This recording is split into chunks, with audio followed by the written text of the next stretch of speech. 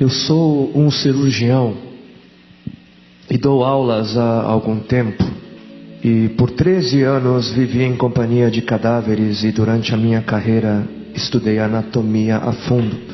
Posso, portanto, escrever sem presunção a respeito de morte como aquela. Jesus entrou em agonia no Getsemane e seu suor tornou-se como gotas de sangue a escorrer pela terra. O único evangelista que relata o fato é um médico, Lucas, e o faz com a precisão de um clínico. O suar sangue, ou hematidrose, é um fenômeno raríssimo. É produzido em condições excepcionais. E para provocá-lo é necessário uma fraqueza física, acompanhada de um abatimento moral violento, causado por uma profunda emoção, por um grande medo. O terror, o susto, a angústia terrível de sentir-se carregando todos os pecados dos homens devem ter esmagado Jesus. Tal tensão extrema produz o rompimento das finíssimas veias capilares que estão sob as glândulas sudoríparas, e o sangue se mistura ao suor e se concentra sobre a pele, escorrendo então por todo o corpo até a terra. O corpo dele inteiro havia se tornado negro, porque ele havia suado sangue. Só para os irmãos entenderem qual é o estado de espírito que leva alguém a suar sangue. O terror, o susto, a angústia terrível de sentir-se carregando todos os pecados dos homens devem ter esmagado Jesus. Conhecemos a farsa do processo preparado pelos líderes religiosos, o envio de Jesus a Pilatos e o desempate entre Herodes e Pilatos. Pilatos teve que ceder e então ordenou a flagelação, o chicoteamento de Jesus. Os soldados despojam Jesus, tiram a roupa de Jesus e o prendem pelo pulso a uma coluna do pátio. A flagelação se efetua com tiras de couro múltiplas, sobre as quais são fixadas bolinhas de chumbo e pequenos ossos.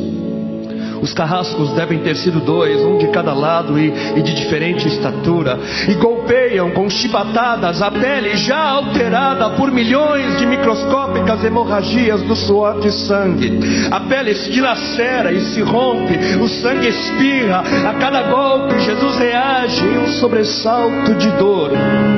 As forças se esvaem, um suor frio lhe impregna a fronte, a cabeça gira em uma vertigem de náusea, calafrios lhe correm ao longo das costas. Se não estivesse preso no alto pelos pulsos, cairia em uma poça de sangue.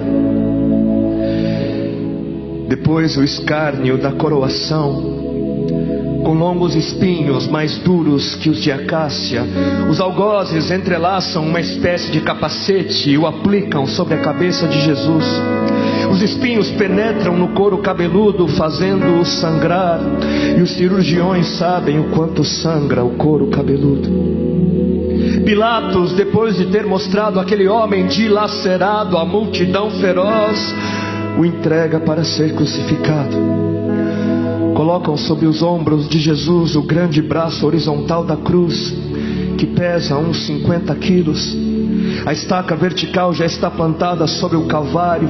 Jesus caminha com os pés descalços pelas ruas de terreno irregular, cheia de pedregulhos.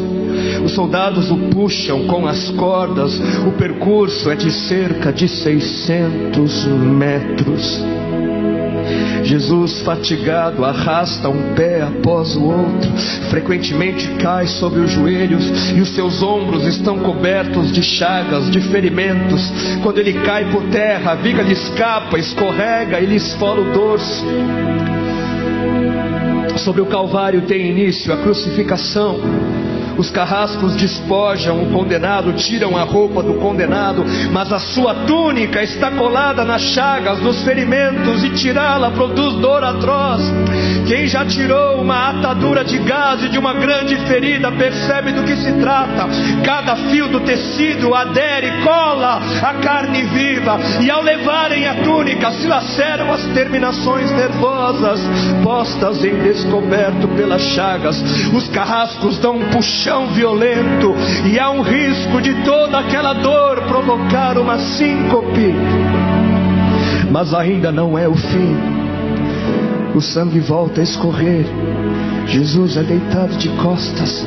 As suas chagas se incrustam de pequenos elementos. Depositam-no sobre o braço horizontal da cruz. Os algozes tomam as medidas. Com uma broca é feito um furo na madeira para facilitar a penetração dos pregos. Os carrascos pegam um prego, um longo prego pontudo e quadrado, apoiam-no sobre o pulso de Jesus, e com um golpe certeiro de martelo o plantam e o rebatem sobre a madeira. Jesus deve ter contraído o rosto assustadoramente. O nervo mediano foi lesado. Pode-se imaginar aquilo que Jesus deve ter provado: uma dor lancinante, agudíssima, que se difundiu pelos dedos, espalhou-se pelos ombros, atingindo o cérebro. A dor mais insuportável que um homem pode provar, ou seja, aquela produzida pela lesão dos grandes troncos nervosos, que provoca uma síncope e faz perder a consciência. Mas em Jesus não. O nervo é destruído só em parte, e a lesão do tronco nervoso permanece em contato com o prego. E quando o corpo for suspenso na cruz, o nervo se esticará fortemente como uma corda de violino esticada, e a cada solavanco, a cada movimento, vibrará despertando dores dilacerantes. Elevam a Jesus. Os ombros da vítima esfregam dolorosamente sobre a madeira áspera. As pontas cortantes da grande coroa de espinhos penetram o crânio. A cabeça de Jesus inclina-se para a frente, uma vez que o diâmetro da coroa o impede de apoiar-se na madeira. Cada vez que o mártir levanta a cabeça, recomeçam pontadas agudas de dor. Pregam-lhe os pés. Ao meio-dia, Jesus tem sede. Não bebeu desde a tarde anterior e estava desidratado pela perda de tanto sangue. Seu corpo é uma máscara de sangue. A boca está semiaberta e o lábio inferior começa a pender. A garganta seca lhe queima, mas ele não pode engolir. Tem sede. Um soldado lhe estende sobre a ponta de uma vara uma esponja com bebida ácida de uso entre os militares. Tudo aquilo é uma tortura atroz. De repente, um estranho fenômeno se produz no corpo de Jesus. Os músculos dos braços se enrijecem em uma contração que vai se acentuando, os bíceps esticados e levantados, os dedos se curvando. É como acontece a alguém ferido de tétano, a isto que os médicos chamam de tetania. Quando os sintomas se generalizam, os músculos do abdômen se enrijecem em ondas imóveis.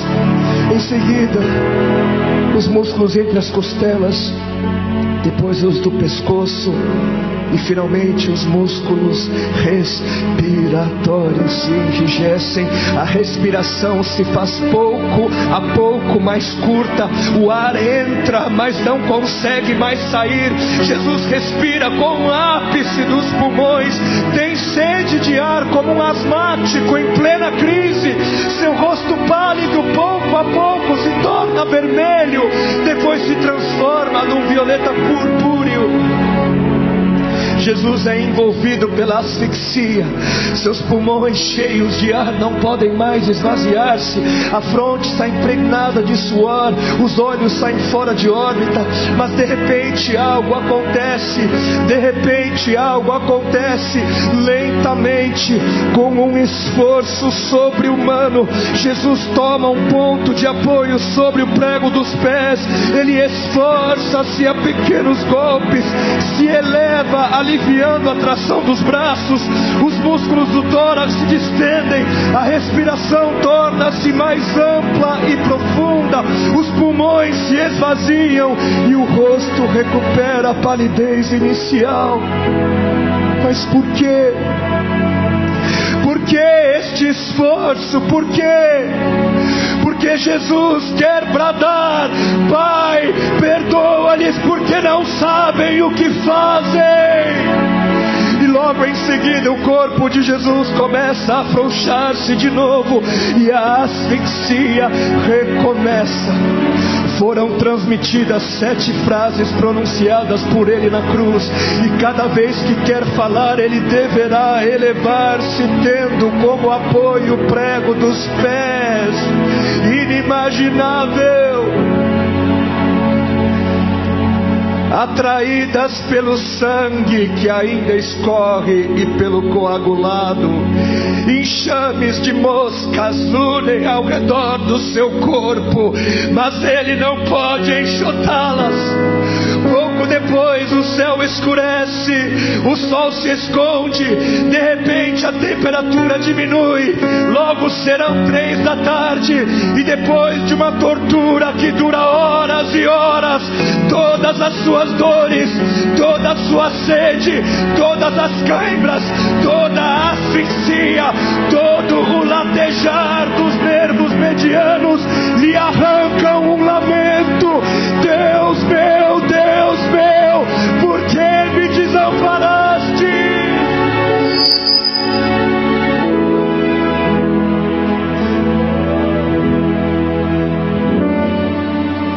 Jesus grita: está consumado! E em seguida, num grande brado, diz: Pai, nas tuas mãos entrego meu espírito.